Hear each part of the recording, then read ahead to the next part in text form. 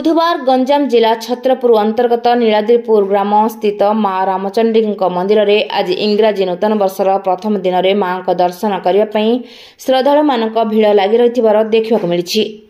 माँ रामचंडी गंजाम जिला प्राय भक्त मानकर और यही अंचल इष्ट देवी रूप में पूजा पाउथिबा बेले अनेक भक्त मां दर्शन करने पीठ को आसी पहाड़ और घंचा जंगल मध्य अवस्थित माँ रामचंडी मंदिर जहाँकि छत्रपुर ठारू प्राय 10 किलोमीटर दूर में नीलाद्रिपुर ग्राम अवस्थित रही बेले यार अति प्राचीन सुंदर मनोहर प्राकृतिक सौंदर्य पर्यटक मानकर आकर्षणर केन्द्र पलटिछि।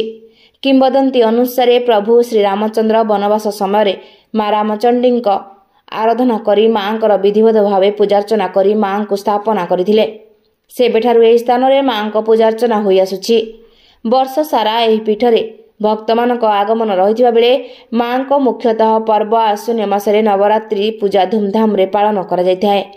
एही समय मां को एही पीठ रे सबुठारु अधिक भक्त मानक भीड़ लागि रहिथाय। रामचंडी मंदिर रे प्रतिदिन समस्त प्रकार नीतिकांति सह मां को पूजार्चना करा जायथाय।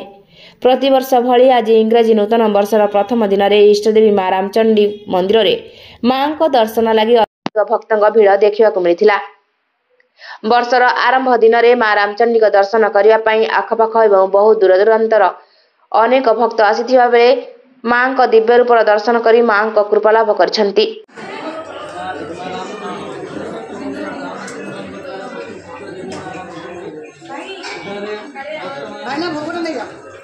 भोगड़ा दे दो ना।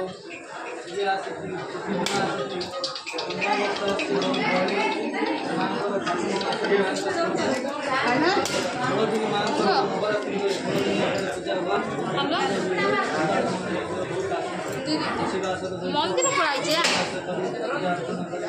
रामचंडी आसी पिला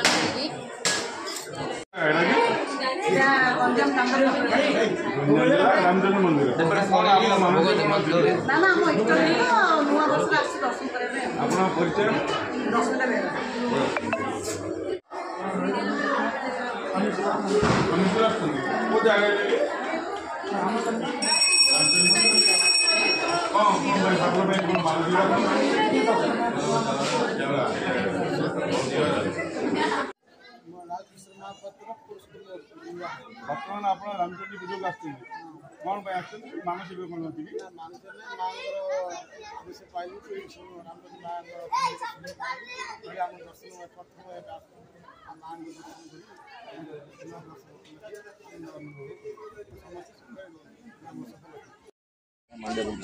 मांझापुल जंक्शन आप ठाकुर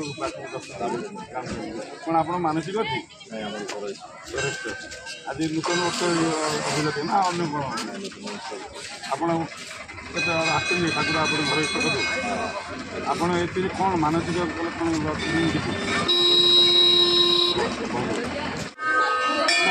भक्त समागम होती किंवदंती बहुत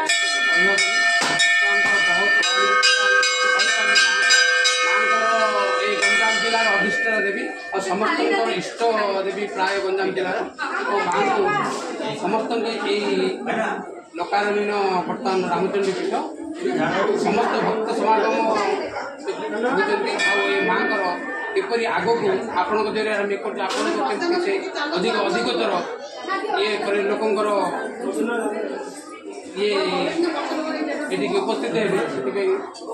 छत्रपुर जिला प्रतिनिधि कृष्णचंद्र सामंतराय रिपोर्ट रूपाथालिया न्यूज।